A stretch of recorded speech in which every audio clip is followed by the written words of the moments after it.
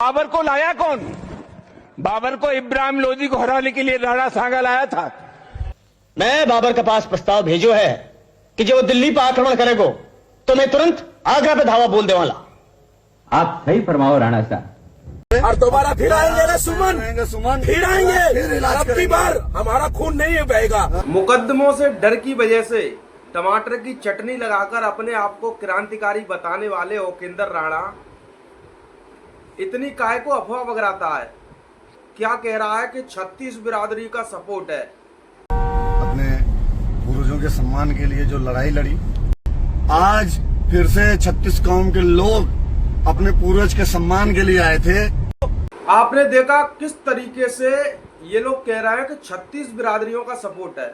अब इन्हें ये पूछा जाए इन 36 बिरादरियों में कौन कौन आता है इनके में, और ये किनकी लड़ाई लड़ने गए थे, कौन सी लड़ाई की बात कर रहे हैं। टमाटर की चटनी बदन पे लगा के ये लड़ाई कहते हैं, और कानून से डर के भागकर और छुप जाना इसको लड़ाई कहते हैं। वाह रे मेरे टमाटर के चटनी वाले चटनी देवता, तूने तो कमाल कर दिया। चटनी लगाकर पूरे पुलिस प्रशासन को गुमराह कर दिया और पूरी जनता को गुमराह कर दिया। वाह रे टमाटर की चटनी वाले देवता।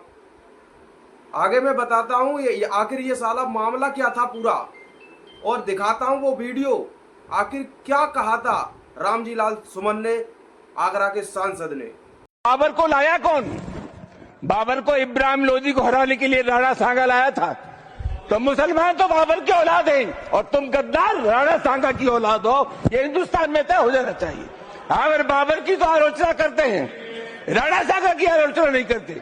सभापति महोदय, आप लोगों ने देखा वीडियो में रामजी लाल सुमन ने कहा कि इब्राहिम लोदी को हराने के लिए राणा सांगा लेके आए थे बाबर को। यानी कि जो मुगल इस भारत के अंदर आए वो राणा सांगा लेके आए थे। लेकिन फिर ये माजरा सिस्टम क्या है, राणा सांगा ने बुलाया था या नहीं बुलाया था बाबर को, ये बात हम स्पष्ट कर देते हैं बनी हुई पुरानी फिल्म के तहत। देखिए किस तरीके से राणा सांगा या इब्राहिम लोदी को हराने के लिए बाबर को बुलाते हैं। इब्राहिम लोदी ने अमीरा पे भरोसा नहीं की जा सके। इन बात से मैं काबुल में बादशाह बाबर के पास संधि प्रस्ताव भेजो है। पर राणा जी, लोग कहवे है कि उनकी नजर पूरे हिंदुस्तान पे, अड़ी हालत में उन्हें निमंत्रण देने का बुद्धिमत्ता होवेली।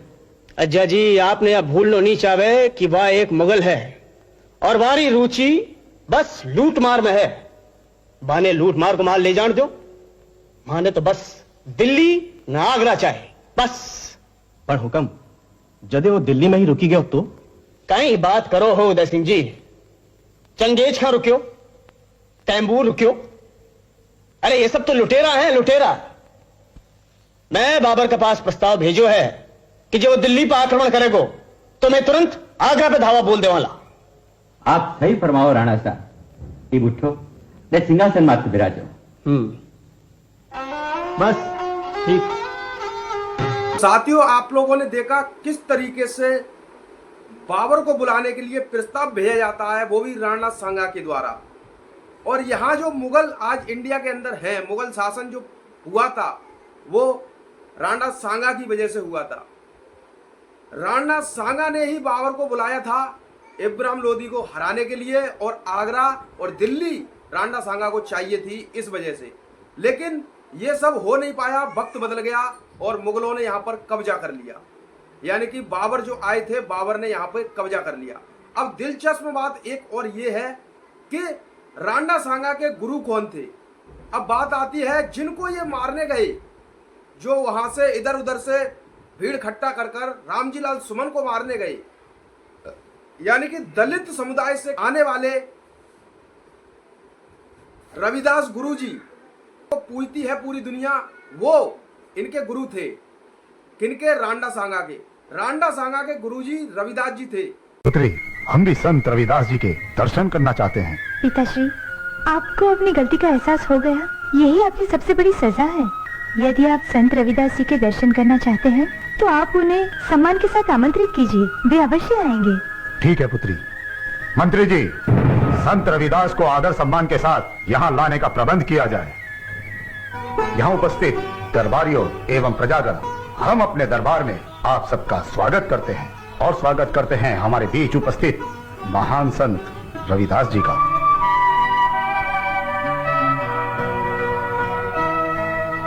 हम रविदास जी की भक्ति, ज्ञान और विचारों से सहमत हैं। रविदास जी इस बात का जीता जागता प्रमाण है कि छोटी जाति में जन्म लेने से कोई छोटा नहीं होता, बल्कि छोटा होता है तो अपने विचारों से। दरबारियों, हम रविदास जी का राज्य सम्मान करना चाहते हैं।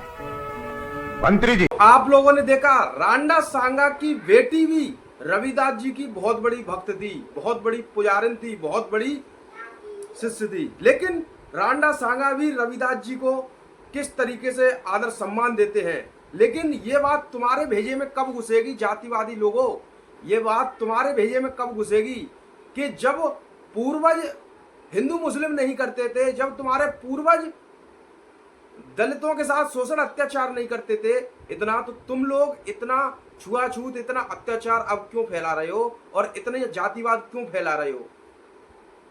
टमाटर की चटनी लगाकर अपने आप को क्रांतिकारी बताने वाले ओकेंद्र राणा फ्रॉम हरियाणा, ये पूरी वीडियो देखने के बाद तेरे दिमाग की बत्ती खुल जाए, तेरी दिमाग की बत्ती जल जाए और तेरे जैसे और न जाने कितने अंधभक्त हैं जिनको तू चूतिया बनाता फिरता है और वो लोग चूतिया बनते फिरते हैं, उनकी दिमाग की बत्ती जब तक ना खुल जाए तब तक इस वीडियो को 50 बार रिपीट कर करके देखना।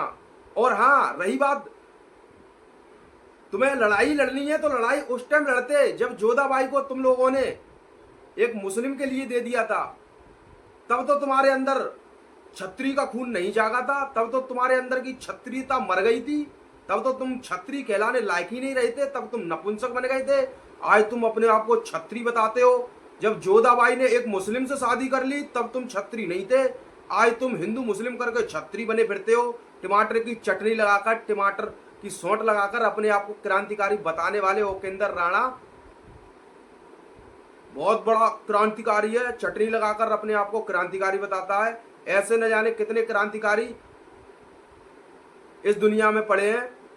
तेरे बस की ना आए क्रांतिकारी करना और तेरे बस की ना आए, ठीक है। तो इस वीडियो को ज्यादा से ज्यादा लोग शेयर करें और पूरी सच्चाई स्पष्ट तरीके से लोगों में उजागर करें। जय भीम, इंकलाब जिंदाबाद।